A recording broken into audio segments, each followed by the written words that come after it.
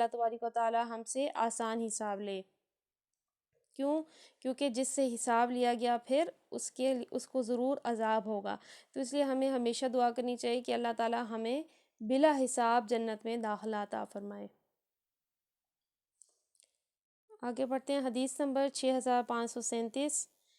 میں نے نبی کریم صلی اللہ تعالیٰ علیہ وآلہ وسلم سے ایسا ہی سنا، اور روایت کے مطابق ابن جریح، محمد بن سلیم، ایوب بن صالح بن رستم، یہ ان کی جو ہے روایت بیان کی گئی ہے، ان سے یہ سنا۔ تو یہ اس کے راوی کچھ بیان کیے گئے تھے۔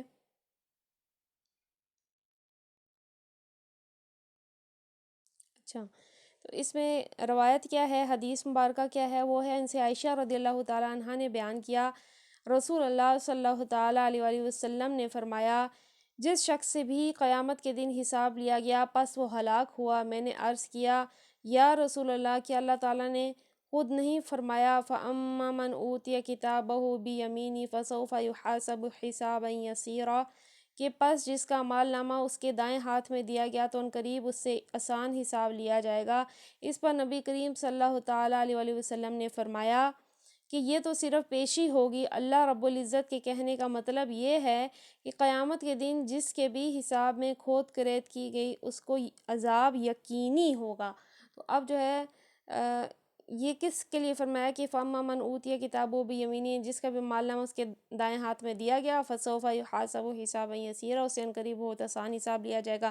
تو حضرت عائشہ نے پھر پوچھا، آپ قرآن کی عالمہ تھی اور بہت جلدی جو ہے آپ گریب کر لیتی تھیں، ہر چیز کو یاد کر لیتی تھیں، اور قرآن سے آپ مسئلے بھی نکال لیتی تھیں، تو اس مسئلے کے بارے میں آپ نے پوچھا کہ قرآن میں تو اللہ نے یہ فرمایا کہ جس کا مال نامہ دائیں ہاتھ میں لیا جائے گا اس سے آسان حساب لیا جائے گا، یعنی حساب لیا جائے گا، آسان حساب ہوگا۔ تو نبی کریم نے فرمایا کہ اس سے مراد صرف اللہ کی بارگاہ میں پیشی ہے، یعنی جسٹ اللہ کے بارگاہ میں وہ کھڑے ہوں گے، اللہ ان کا مال نامہ کھول کے ان سے ایک ایک عمل کا سوال نہیں کرے گا، تو وہی لوگ بخشے جائیں گے، ورنہ جس کا مال نامہ کھل گیا تو وہ، کیونکہ انسان اپنے کسی بھی عمل کے لیے جواب دہ نہیں ہو سکتا۔ ہم چھوٹے چھوٹے سے عمل کرتے ہیں، ہمارے دل میں گزرنے والے خیالات، دل میں گزرنے والے مومنوں کے بارے میں بغض، یہ تو ہم ان کو چھوٹا سمجھتے ہیں۔ اس کے علاوہ سے غیبت کرنا کتنا بڑا گناہ ہے، غیبت کرنے والے کی کتنی سخت سزا ہے کہ وہ جہنم میں جو ہے اس کے تانبے کے ناخن ہوں گے جس سے وہ اپنا جسم نوچے گا یا مردار کا گوشت کھائے گا۔ اب یہ جن کو ہم ہلکا گناہ سمجھتے ہیں، تو ظاہر ہے جس کا مال نامہ کھل گیا اور یہ گناہ جن کو وہ بہت ہلکا سمجھتا تھا، یہ بدزبانی کرنا، بد کلامی کرنا، بغض کرنا، کینہ کرنا، حسد کرنا، اب یہ برائیاں ہیں جو دل کی ہیں، جنہیں ہم سمجھتے بھی نہیں ہیں کہ ہم نے کچھ برا کیا، جیلسی کرنا، یا یہ کہ بلا وجہ جو ہے بات بات پہ ناراض ہو جانا، کوئی بھی عمل ہو سکتا ہے ہمارا، تو اس میں کیا ہے کہ چھوٹے چھوٹے سے عمل ہیں، اگر مال نامہ کھل گیا اور یہ عمل پھر بڑھتے بڑھتے اگر زندگی بھر کیے ہیں، دن میں اگر فرض کریں 4-5 پر غیبت کرتے ہیں، تو آپ پھر حساب لگا لیں کہ پھر مہینے کی کتنی بنتی ہیں، پھر سالوں کی کتنی بنتی ہیں۔ تو اس لیے ہم اللہ کے ہاں حساب نہیں دے سکیں گے، تو اس لیے ہم سب کو دعا کرنی چاہیے کہ اللہ تعالی ہمیں بخش دے، بلا حساب ہمیں جنت میں داخلہ عطا فرمائے۔ آگے بڑھتے ہیں، ان سے انس بن مالک رضی اللہ تعالیٰ عنہ نے بیان کیا کہ نبی کریم صلی اللہ تعالیٰ علیہ وآلہ وسلم فرماتے ہیں کہ قیامت کے دن کافر کو لایا جائے گا، اس سے پوچھا جائے گا کہ تمہارا کیا خیال ہے کہ اگر زمین بھر کر تمہارے لیے سونا ہو تو کیا سب کو اپنی نجات کے لیے فدیے میں دے دو گے؟ وہ کہنے لگا ہاں، تو اس وقت اس سے کہا جائے گا کہ تم نے اس سے بہت آسان چیز کا دنیا میں مطالبہ کیا گیا تھا۔ تو اب جو ہے دنیا میں دیکھیے کہ کچھ بھی نہیں مانگا جاتا، آپ کا جو مال ہے اس سے آپ 2.5% زکوٰۃ دے دیں، کچھ نہ کچھ اللہ کی بارگاہ میں صدقہ خیرات کر دیں، لوگوں پہ رحم کریں، نماز اپنی ادا کریں، اپنے فرائض ادا کریں، لوگوں کے حقوق ادا کریں، رشتہ داروں کے، پڑوسیوں کے، والدین کے، میاں بیوی کے، بچوں کے، صرف یہی مانگا گیا ہے۔ اچھے اخلاق رکھیں، آپس میں ایمانداری سے پیش آئیں۔ اور قیامت کے دن کیا ہے کہ قیامت کے دن جو ہے زمین بھر، اب زمین کتنی بڑی ہے، زمین بھر جو ہے سونا اگر انسان کے پاس ہو اور اسے پوچھا جائے کہ یہ تو دے دے اور تیری نجات ہو جائے، تو انسان وہ بھی دے دے، لیکن وہ بے شک جتنی 10 زمینیں بھی بھر کے سونا لائے، لیکن اس دن جو ہے اس کا مال نامہ ہی کام آئے گا۔ تو اس لیے جو ہے نبی کریم نے فرمایا کہ دنیا میں تو بہت آسان چیز مانگی گئی تھی، کہ تھوڑا سا عمل مانگا گیا تھا دنیا میں۔ تو دیکھیے کہ دنیا میں آخرت خریدنا بہت آسان ہے، یعنی یوں سمجھیے کہ ابھی ہر چیز بونس پہ مل رہی ہے، ڈسکاؤنٹ پہ مل رہی ہے۔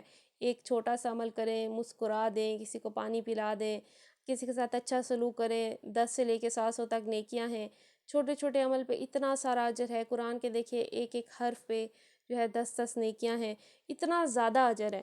اب دنیا بہت سستی ہے ابھی ہمارے لیے، جب ہم زندہ ہیں اس دنیا میں ہیں تو اس کے ذریعے سے آخرت بہت سستی ہے، بہت ایزیلی کما سکتے ہیں، نیکیاں کما سکتے ہیں، نیکیاں کر سکتے ہیں۔ لیکن وہاں پہ جا کے انسان پائی پائی کا محتاج ہو جائے گا۔ وہاں پہ جو ہے آپ جو ہے کسی کو اپنے رشتے کا واسطہ دے کے صرف ایک نیکی بھی مانگیں گے تو کوئی آپ کو ایک بار سبحان اللہ پڑھنے کی جو نیکی ہے وہ بھی نہیں دے گا۔ تو اس لیے اس زندگی کے ہر لمحے کو غنیمت جاننا چاہیے کہ نامعلوم جو ہے نہیں معلوم کہ کب جو ہے ہمارا یہ سفر ختم ہو جائے اور پھر وہاں پہ ہم جو ہے ترستے رہ جائیں ایک ایک نیکی کو، ہمارا اعمال نامہ ہلکا ہو جائے۔ آگے پڑھتے ہیں۔ حاتم بن عدی رضی اللہ تعالیٰ عنہ نے بیان کیا کہ نبی کریم صلی اللہ تعالیٰ علیہ وسلم نے فرمایا، تم میں ہر فرد سے اللہ تعالیٰ قیامت کے دن اس طرح کلام کرے گا کہ اللہ کے اور بندے کے درمیان کوئی ترجمان نہیں ہوگا۔ پھر وہ دیکھے گا کہ اس کے آگے کوئی چیز نظر نہیں آئے گی، پھر وہ اپنے سامنے دیکھے گا تو اس کے سامنے آگ ہوگی۔ بس تم میں سے جو شخص بھی چاہے کہ آگ سے بچے تو اللہ کی راہ میں خیر خیرات کرتا رہے، خواہ کھجور کے ایک ٹکڑے کے ذریعے ہی ممکن ہو۔ تو اب دیکھیے کہ صدقہ ایسی چیز ہے کہ انسان قبر میں بھی حسرت کرے گا کہ کاش مجھے دنیا میں واپس بھیج دیا جاتا، میں صدقہ کرتا۔ اور اس حدیث میں ہم نے پڑھا کہ قیامت کے دن بھی جو ہے وہ اپنے سامنے آگ دیکھے گا تو کاش کہ اس نے کوئی صدقہ کیا ہوتا، کھجور کا ایک ٹکڑا ہی، تھوڑا بہت ہی نہیں کہ صدقہ کیا ہوتا تو اس کی بخشش ہو گئی ہوتی۔ آج کے دن اس کے لیے بخشش کا سامان ہو گیا ہوتا۔ تو اس میں ہم سب کے لیے سبق ہے بہت سارا کہ کسی نیکی کو حقیر نہ سمجھیں۔ چھوٹی سی نیکی آپ نے مسکرا دیا، کئی دفعہ ہوتا ہے نا، جیسے فار ایگزامپل کوئی مانگنے بھی آتا ہے تو ہم یہ سوچ کے کہ کیا ہم نے اتنے تھوڑے دینے، اس کی بجائے ہم دیں ہی نہ۔ تو اللہ کے ہاں کوئی بھی نیکی چھوٹی نہیں ہے۔ اللہ تعالیٰ ذرہ بھر نیکی کا، ذرہ کہتے ہیں چھوٹا سا جو ایٹم ہوتا ہے نا، اس کو اتنی بھی آپ نے کوئی نیکی کی ہے تو اللہ آپ کو اس کا بھی اجر دے گا۔ تو اس لیے کسی نیکی کو بھی حقیر نہیں سمجھنا چاہیے۔ چھوٹے چھوٹے سے عمل ہوتے ہیں انسان کے، اور جب وہ جمع ہوں گے تو بہت سارے بن جائیں گے اور اللہ تعالیٰ تو ان پہ بے حساب اجر دے گا۔ تو قیامت کے دن اللہ سے جب ملاقات ہوگی، بیچ میں کوئی ترجمان نہیں ہوگا، خود ہی آپ کی پیشی ہوگی، آپ کو خود ہی اپنے عمل کے لیے جواب دہ ہونا پڑے گا۔ اور اس دن جو ہے پھر اپنے سامنے آگ نظر آئے گی گنہگار کو۔ تو مسلمان کو چاہیے، مومن کو چاہیے کہ وہ صدقہ خیرات کرے کہ اس کے ذریعے سے وہ اس آگ سے بچ سکتا ہے۔ 6540 عدی بن حاتم رضی اللہ تعالیٰ عنہ سے ایک اور روایت ہے کہ نبی کریم صلی اللہ تعالیٰ علیہ وسلم نے فرمایا کہ جہنم سے بچو، پھر آپ نے چہرہ انور پھیر لیا، پھر فرمایا جہنم سے بچو، پھر اس کے بعد چہرہ مبارک پھیر لیا، پھر فرمایا جہنم سے بچو۔ 3 مرتبہ آپ نے ایسا ہی کیا۔ ہم نے اس سے یہ خیال کیا کہ آپ جہنم دیکھ رہے ہیں، پھر فرمایا جہنم سے بچو، خواہ کھجور کے ایک ٹکڑے ہی کے ذریعے ہو سکے، اور جسے یہ بھی نہ ملے تو اسے چاہیے کہ لوگوں میں اچھی بات کہنے کے ذریعے ہی سے جہنم سے بچنے کی کوشش کرنی چاہیے۔ یعنی اگر آپ کے پاس بہت زیادہ مال و دولت نہیں بھی ہے، ہمارا جیسے یہ بہانہ ہوتا ہے کہ ہم کون سے کہ کروڑ پتی ہیں، تو آپ کے پاس اچھے اخلاق تو ہیں دینے کے لیے، آپ لوگوں تک امر بالمعروف تو کر سکتے ہیں، نیکی کا حکم، نیکی کی دعوت پہنچا سکتے ہیں، ونہی عن المنکر، برائی سے منع کر سکتے ہیں، یہ چھوٹے چھوٹے عمل تو آپ کر ہی سکتے ہیں۔ تو اس لیے ہمیں ہر وقت چاہیے کہ ہم اپنی زبان کو خیر سے تر رکھیں، اور اپنا اگر مال اللہ تعالیٰ نے دیا ہے تو ہم پھر کسی چیز کو حقیر نہ سمجھیں۔ آپ ایک اماؤنٹ فکس کر لیں کتنی تو میں نے ہر صورت دینی ہے، وہ بھلے کم ہے یا زیادہ ہے، لیکن اللہ کی بارگاہ میں وہ قدر کی جائے گی، بھلے وہ کھجور کا ٹکڑا ہی کیوں نہ ہو۔ اچھا، اب مجھے بتا دیں کہ دعا یاد کر لی آپ لوگوں نے جو ہم نے نیند سے بیدار ہونے کی دعا جو ہے سنی تھی؟ نیند سے بیدار ہونے کے بعد ایک جو دعا تھی وہ تو سب کو یاد ہی ہوگی، جی سنائیں۔ وہی یاد کی ہے، الحمدللہ الذی احیانا بعد ما اماتنا وعلیہ النشور۔ الحمدللہ۔ اور کسی نے یاد کیا؟ روشیا آپ نے یاد کیا؟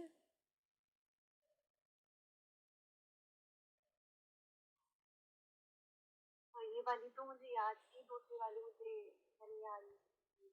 چلیں یہی سنا دیں کیونکہ ہم ابھی ریویژن کر رہے ہیں ویسے بھی۔ الحمدللہ الذی احیانا بعد ما اماتنا والیہ النشور۔ الحمدللہ۔ اچھا، نیند سے بیدار ہونے کی دعائیں ہیں۔ سب سے پہلے ہم نے یہ پڑھا تھا کہ نیند سے بیدار ہونے والا وضو کرے، اپنا ناک 3 دفعہ جھاڑے کیونکہ شیطان ناک کے بان سے میں رات گزارتا ہے، تو وہ الحمدللہ وضو کے ذریعے سے ہو جاتا ہے۔ دعا میں ایک چھوٹی سی آپ کی میرا خیال ہے کہ زیر زبر کی مسٹیک تھی، الحمدللہ الذی احیانا بعد ما اماتنا والیہ النشور۔ تو ترجمہ بھی ہمیں ذہن میں رکھنا چاہیے۔ ترجمہ اس کا بہت خوبصورت ہے، الحمدللہ اٹھتے ہی ہم نے پہلا لفظ ہی کہنا ہے الحمدللہ، کہ تمام حمد اللہ کے لیے ہے۔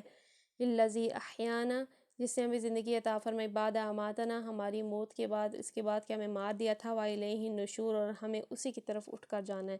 تو اس سے کیا ہوتا ہے کہ انسان جب ایک لمحے جیسے ہی اٹھتا ہے، بجائے اس کے کہ دنیا کا کوئی خیال کرے، بجائے اس کے کہ ہم موبائل پہ دیکھیں کیا میسیج آیا ہے، یا بجائے اس کے ہم ارد گرد دیکھنا شروع کر دیں، ہم ایک اٹھتے ہی ہم ریئلائز کریں کہ ہم کون ہیں اور کہاں سے آئے ہیں۔ ہم جو ہے ریئلائز کریں کہ ہم سب جو ہے آسمان سے اللہ تعالیٰ نے ہمیں بھیجا ہے، ہم سب کو اس سے پیدا فرمایا ہے، ہم سب کو اس نے زمین میں زندگی اور سانس عطا فرمائی ہے۔ تو ہم اس پہ اس کا شکر ادا کریں کہ اس نے ہمیں اس موت کے بعد، اس یہ جو نیند کا وقفہ تھا جو کہ موت کے ہی برابر تھا، جس میں ہم سب بھول چکے تھے کہ ہم کون ہیں، کہاں ہیں، تو ہم اس کا شکر ادا کریں کہ اس نے اس وقفے کے بعد ہمیں زندگی عطا فرمائی ہے، اور ہمیں پھر اسی کی طرف لوٹ کر جانا ہے۔ تو یہ بھی ہمیں ذہن میں رکھنا ہے کہ ہمیں عنقریب اس کی طرف جانا ہے۔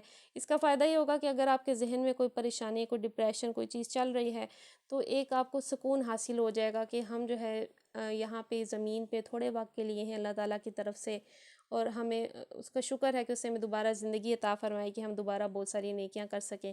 اور یہ جو دوسری دعا ہے بہت خوبصورت ہے، کیونکہ اس میں ہم جو ہے اس کی حمد کریں اسپیسیفکلی اس نیت سے کہ اس نے ہمیں نیکیاں کرنے کی توفیق دی۔ تو کوشش کریں اس کو بھی ہم دیکھ کے پڑھ لیا کریں، پھر ہمیں یاد بھی ہو جائے گی۔ روز پڑھنی ہے تو 10-15 دنوں میں تو یاد ہو ہی جائے گی۔ دعا ہے الحمدللہ الذی عافانی فی جسدی ورد علی روحی وأذن لی بذکری۔ ہر قسم کی تعریف اللہ ہی کے لیے ہے جس نے مجھے جسمانی عافیت دی اور مجھ پر میری روح لٹا دی اور مجھے اپنی یاد کی اجازت دی۔ تو اس میں بھی یہی شکر کرتے ہیں کہ جسمانی عافیت دی، صحت پر اللہ کو شکر ادا کرتے ہیں، مجھ پر میری روح لٹا دی، ہمیں واپس زندگی دی، اور تیسرا کیا ہے کہ اپنی یاد کی اجازت ہمیں عطا فرمائی، ہمیں توفیق دی کہ ہم اس کو دوبارہ سے یاد کریں۔ تو یہ سب دعائیں ہیں، انشاءاللہ عز و جل دوسری دعا کو بھی کوشش کریں کہ ہم پڑھا کریں، یاد کریں۔ کل ہم نے تفسیر میں کیا پڑھا تھا، کون بتائے گا؟ کل ہم کیا پڑھ رہے تھے؟ آخری کون سی آیت تھی؟ آخری جو ہم نے پڑھی تھی اس کے بارے میں بتا دیں۔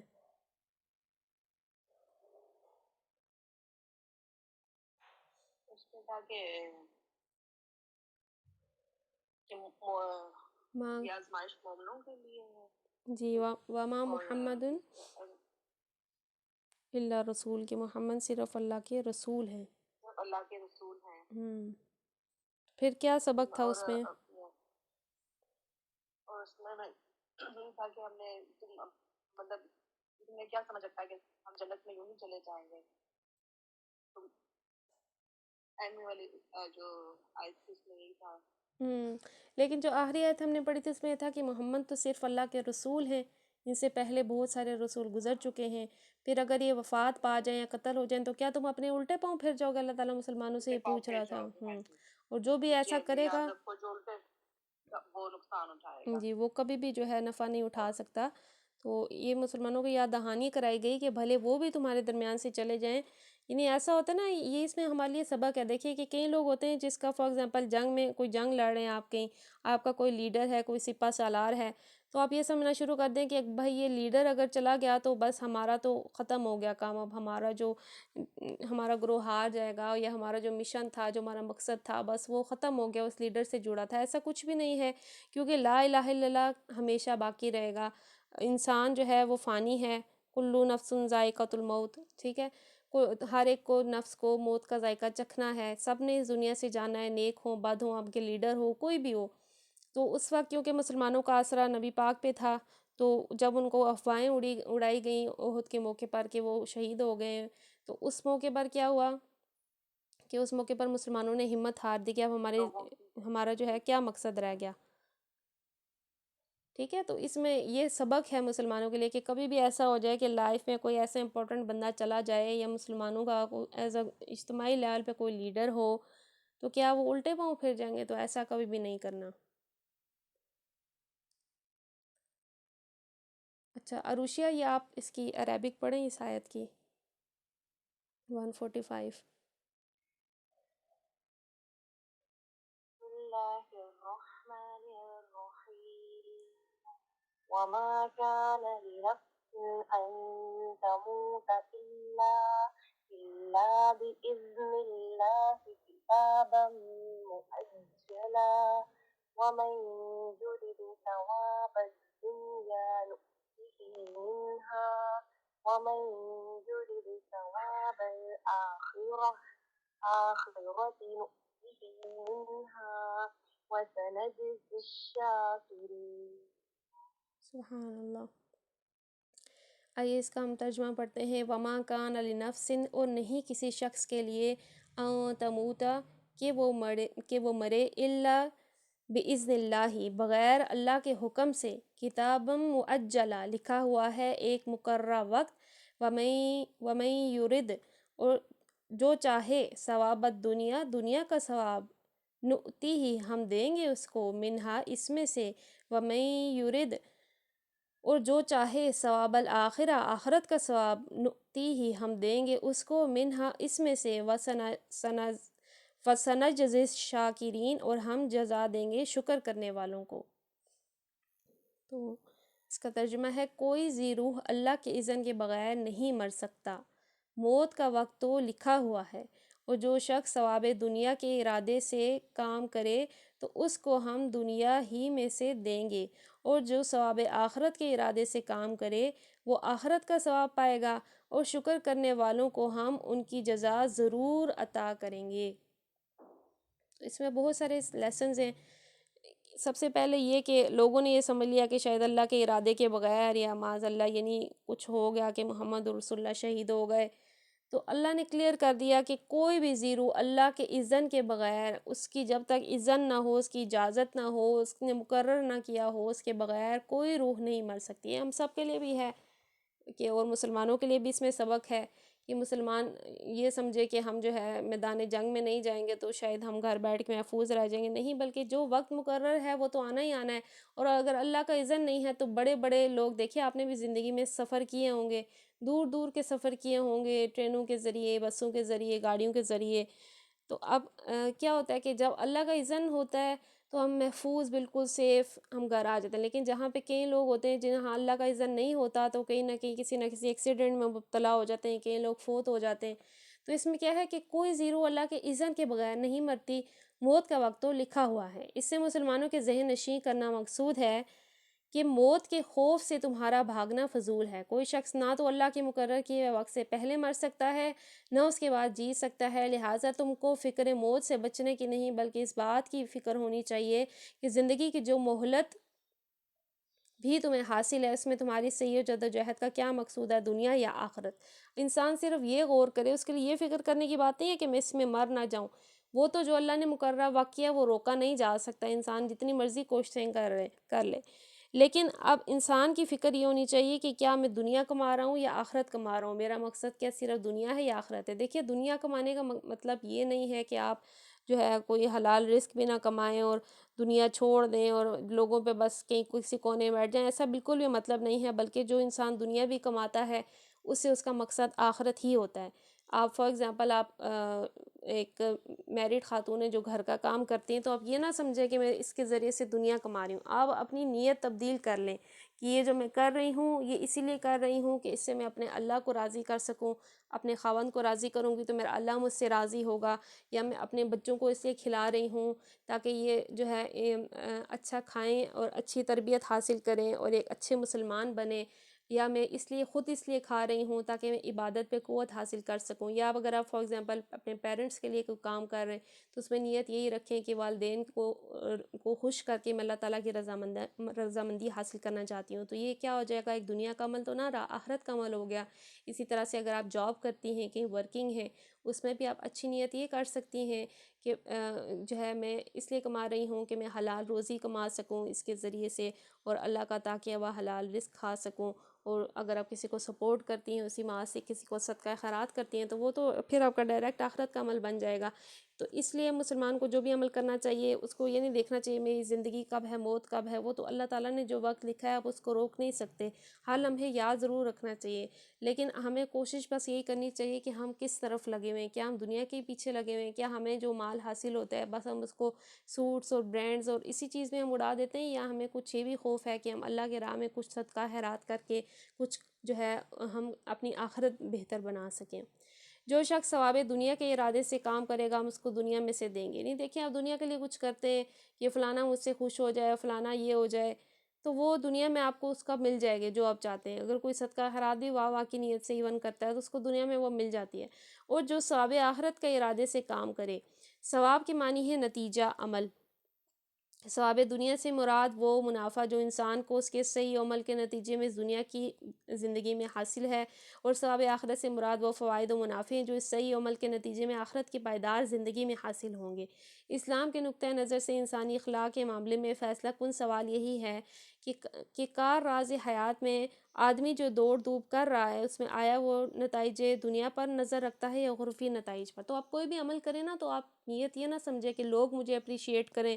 فار ایگزامپل کھانا بنانے کی ایگزامپل لے لیں، یہ مت سوچیں کہ کوئی مجھے اپریشیٹ کرے، میری واہ واہ کرے، بلکہ نیت آپ نے یہ رکھنی ہے کہ مجھے اپنا اجر اللہ سے چاہیے، میں جو بھی کر رہی ہوں۔ اس میں کوئی بھی آپ ایگزامپل لے لیں، کوئی آفس میں آپ نے پروجیکٹ کیا، کوئی کام آپ نے بہت اچھا کیا، آپ کے باس نے آپ کو اپریشیٹ نہیں کیا، تو آپ نے یہ نیت نہیں رکھنی کہ اس نے میری واہ واہ نہیں کی، آپ نے نیت یہ رکھنی ہے کہ میں جو کام کر رہی ہوں اللہ کی رضامندی کے لیے، اپنے رزق کو حلال بنانے کے لیے میں اپنا ورک اچھی طرح سے کر رہی ہوں، تو اس کا اجر مجھے اللہ تعالیٰ عطا فرمائے گا۔ گھر میں بھی کوئی کام کریں تو یہ مت سوچیں کہ بھائی اس نے دیکھا نہیں یا یہ کیوں نہیں کرتی، آپ کی اجر لینے کی جو نیت ہے وہ ہونی چاہیے اللہ سے۔ تو جب آپ اپنا نظریہ چینج کریں گے نا تو پھر آپ کے سب معاملات آسان ہو جائیں گے۔ پھر فرمایا کہ جو آخرت کے ارادے سے کام کرے وہ آخرت کا ثواب پائے گا، اور شکر کرنے والوں کو ہم ان کی جزا دیں گے۔ شکر کرنے والوں سے مراد وہ لوگ ہیں جو اللہ کی اس نعمت کے قدر شناس ہوں کہ اس نے دین کی صحیح تعلیم دے کر انہیں دنیا میں اور اس کی محدود زندگی میں بہت وسیع ایک ناپیدا کنار عالم کی خبر دی، اور انہیں اس حقیقت سے آگاہی بخشی کہ انسانی صحیح عمل کے نتائج صرف اس دنیا کی چند سالہ زندگی تک محدود نہیں بلکہ اس زندگی کے بعد ایک دوسرے عالم تک اس کا سلسلہ دراز ہوتا ہے۔ یعنی انسان کا شکر صحیح معنوں میں کیا ہے؟ دیکھیے کہ اللہ نے یہ ایک راز ہے جو ہم پہ کھولا ہے کہ تم اس کے بعد ہم نے تو ورنہ دیکھیے ہمیں نہ کوئی بتاتا کہ دوبارہ اٹھایا جائے گا، ہم یہی سمجھتے بس انسان زندہ ہوتے ہیں، پیدا ہوتے ہیں، موت ہو جاتی ہے، پھر کسی کو انصاف ملتا ہے، کسی کو نہیں ملتا، کوئی اپنے کیے کی سزا پا جاتا ہے، کسی کو نہیں ہوتی، کوئی ساری زندگی زیادتیاں کرتا رہا اور اس کی کوئی پوچھ بھی نہیں ہوئی، اس کی موت بھی بڑے سکون سے ہو گئی۔ یہ اس شخص کا نظریہ ہے جو کہ کسی آخرت کو مانتا ہی نہیں ہے، اس کی نظر میں دنیا ایک ناانصافی کی جگہ ہے اور بس یہاں کوئی غریب ہے، کوئی امیر ہے، لیکن نہیں، جو مسلمان ہے اس کو یہ راز معلوم ہے۔ وہ راز کیا ہے کہ وہ انسان عنقریب دوبارہ اٹھایا جائے گا، قبر میں بھی سوالات ہونے ہیں، قبر میں بھی عذاب اور ثواب کا سلسلہ ہونا ہے، اور آخرت میں بھی ہونا ہے۔ تو سب سے پہلا جو ہم نے شکر ادا کرنا ہے وہ اللہ کی اس نعمت کا ادا کرنا ہے کہ اس نے ہمیں جو ہے اس راز سے آگاہ کیا اور ہمیں ہمارا نظریہ تبدیل کیا۔ یہ وسعت نظر اور یہ دور بینی و عقبت اندیشی حاصل ہونے کے بعد جو شخص اپنی کوششوں اور محنتوں کو اس دنیاوی زندگی کے ابتدائی مرحلے میں بارآور ہوتے نہ دیکھے یا ان کے برعکس نتیجہ نکلے، اس کے باوجود اللہ کے بھروسے پر وہ کام کرتا چلا جائے جس کے متعلق اللہ نے اسے یقین دلایا ہے کہ بہرحال آخرت میں اس کا اچھا نتیجہ ہی نکلے گا، وہ شکر گزار بندہ ہے۔ یعنی ہو سکتا ہے ایک شخص ساری زندگی اچھے عمل کرتا رہا اور اس کو آگے سے برا بیہیویئر ہی ملا، تو اس کا نتیجہ کیا ہونا چاہیے؟ اللہ پر ہونا چاہیے۔ برعکس اس کے جو لوگ اس کے بعد بھی دنیا پرستی کے تنگ نظری میں مبتلا ہیں، جس کا حال یہ ہوتا ہے کہ جس میں دنیا میں جن غلط کوششوں کے بظاہر اچھے نتائج نکلتے نظر آئیں ان کی طرف وہ آخرت کے برے نتائج کی پرواہ کیے بغیر جھک جائیں، اور جن صحیح کوششوں کے یہاں بارآور ہونے کی امید نہ ہو یا جن سے یہاں نقصان پہنچنے کا خطرہ ہو، ان میں آخرت کے نتائج خیر کی امید پر اپنا وقت، اپنا مال، اپنی قوتیں صرف کرنے کے لیے تیار نہ ہوں، وہ ناشکرے ہیں اور اس علم کے ناقدر شناس ہیں جو اللہ نے انہیں بخشا ہے۔ یعنی اب یہ آخرت کا علم ایسا تھا کہ آخرت کیا، اس کے لیے دنیا میں بڑے بڑے لوگوں نے نقصانات اٹھا لیے. یعنی مثال کے طور پہ صحابہ کی مثال لیں، انہوں نے اپنی جانیں پیش کر دی، کسی کے اعضاء کٹ گئے، کسی کو کسی طرح کی تکلیفیں پہنچی، اور ایسی تکلیفیں پہنچی کہ ساری زندگی وہ ان کے ساتھ رہیں. کسی کی آنکھیں ضائع ہو گئی، کسی کا ہاتھ شل ہو گیا، وہ ہمیشہ راہ، کوئی شہید ہو گئے. تو اب کیا ہے، یہ جب آخرت آپ کے لیے امپورٹنٹ ہو جائے تو آپ دنیا کا نقصان اٹھا لیتے ہیں. تو جیسے میں نے بتایا، ہم نے اپنا نظریہ تبدیل کرنا ہے کہ اگر میں دنیا میں بھی تکلیف اٹھا رہا ہوں، وہ کام کر رہا ہوں، مجھے اس پہ کوئی اپریسیشن بھی نہیں ہے، لیکن میرا اجر اللہ کے ساتھ ہے. تو پھر جب آپ کا نظریہ چینج ہوگا تو آپ کے لیے ہر چیز آسان ہو جائے گی. تو یہی وہ نظریہ تھا جو صحابہ میں اس حد تک تھا کہ وہ اللہ کی راہ میں شہید ہو گئے، ہر طرح کی انہوں نے قربانی پیش کی، اور پھر انہیں معلوم تھا کہ اس کا ہمیں جو اجر ہے وہ اللہ تعالیٰ عطا فرمائے گا. تو یہ وہ جذبہ ہے جس کے تحت پھر انسان کے دل میں شہادت کا جذبہ پیدا ہوتا ہے، جب آخرت اس کے لیے اتنی امپورٹنٹ ہو جائے. اگر آخرت اتنی امپورٹنٹ نہیں ہے تو پھر وہ کیوں چاہے گا کہ میں جو ہے شہید ہو جاؤں، یا اپنے بیوی بچوں سے دور ہو جاؤں اور ان کو جو ہے کسی تکلیف میں مبتلا کروں. تو اس وجہ سے اپنا نظریہ جو ہے ایک مجاہد کے لیے بھی تبدیل کرنا، اور ایک عام انسان کے لیے بھی زندگی کے کسی مرحلے پہ بھی تبدیل کرنا بہت ضروری ہے. تو آج کے لیے یہی کافی ہے، کیونکہ اس میں ہم نے کافی ساری چیزیں پڑھ لی ہیں. تو الحمدللہ دیکھیے کہ آج عروشیہ نے کتنے اچھے طریقے سے انہوں نے تجوید کے ساتھ اور صحیح مخارج کے ساتھ انہوں نے آیت کو پڑھا ہے. تو آپ نے کہاں سے سیکھی ہے عروشیہ؟ آپ نے تجوید کہاں سے سیکھی ہے؟ ایکچولی میں حفظ کر رہی ہوں الحمدللہ، تو جن دن سے میں حفظ کر رہی ہوں انہوں نے مجھے تو الحمدللہ، یعنی آپ نے یعنی اس سے پہلے میں بھی کوئی مدنی قاعدہ وغیرہ یا کسی مخارج کے لیے صحیح قاعدہ وغیرہ پڑھا ہوگا؟ الف بار سے اسٹارٹ کیا تھا. جی جی، الف با، یعنی پورا قاعدہ آپ نے پڑھا ہوگا نا، کیونکہ بیس جب درست ہو جاتی ہے تو پھر مخارج خود ہی درست ہو جاتے ہیں. تو اللہ تعالیٰ آپ کو حفظ میں بھی کامیابیاں عطا فرمائے، آپ کو مکمل کرنے کی توفیق دے. اور باقی سب بھی تھوڑا تھوڑا کہیں نہ کہیں سے تجوید سیکھنا شروع کر دیں. اگر آپ کو کسی ٹیچر کی ضرورت ہے تو آپ مجھے بتا سکتے ہیں، میں کسی نہ کسی سے کہہ دوں گی جو آلریڈی پڑھا رہی ہیں، وہ آپ کو بھی کچھ وقت دے سکیں. تھوڑا سی بیس صحیح کرنی ہوتی ہے. مثال کے طور پہ ہا آپ نے کیسے ادا کرنا ہے، عین کیسے ادا کرنا ہے. اسی طرح سے کہیں پہ آپ کا غنہ آ جاتا ہے، جیسے آتا ہے نا کہ جیسے کہاں پہ لنفسن، ہمیں اگر تجوید نہ آتی ہو تو ہم پڑھ لیں گے لنفسن، لیکن ہے لنو. اسی طرح سے ہاں، فار ایگزامپل یہ ورڈ ہے ان تموتو، تو اگر کسی کو تجوید نہیں پتی تو وہ اس کو پڑھ لے گا ان تموتو. لیکن اگر کسی کو پتہ ہے تو وہ کیا پڑھے گا، او تموتا، او، یعنی اس میں غنہ آتا ہے. تو یہ جو چیزیں ہیں، تھوڑے سے رولز ہیں تجوید کے، تھوڑے سے قواعد ہیں. تو اگر ہمیں تجوید پتہ ہوتی ہے تو پھر ہم صحیح طرح سے پڑھتے ہیں. تو آپ سب بھی نیت کر لیں کہ صحیح طرح سے ہم قرآن پڑھیں گے، کیونکہ ثواب اگر مل رہا ہے، اگر ہم صحیح تجوید سے اس کو پڑھیں گے، صحیح مخارج سے پڑھیں گے، تو ثواب ہمارا پھر ڈبل ہو جائے گا. تو اللہ سے دعا کرتے ہیں آج ہم نے جو بھی سنا، احادیث مبارکہ سنی، دعائیں پڑھیں، جو ہم نے تفسیر پڑھی، اسے ہمیں یاد رکھنے کی توفیق عطا فرمائے. ہماری کوئی غلطیاں کوتاہیاں ہو گئی اس سے درگزر فرمائے، اور ہمیں استقامت عطا فرمائے. آمین بجاہ النبی الامین صلی اللہ تعالیٰ علیہ وآلہ وسلم. الصلاۃ والسلام علیک یا رسول اللہ، الصلاۃ والسلام علیک یا حبیب اللہ.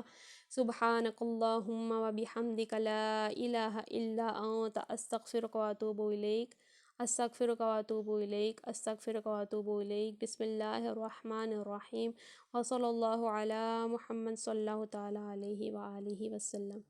السلام علیکم ورحمۃ اللہ وبرکاتہ.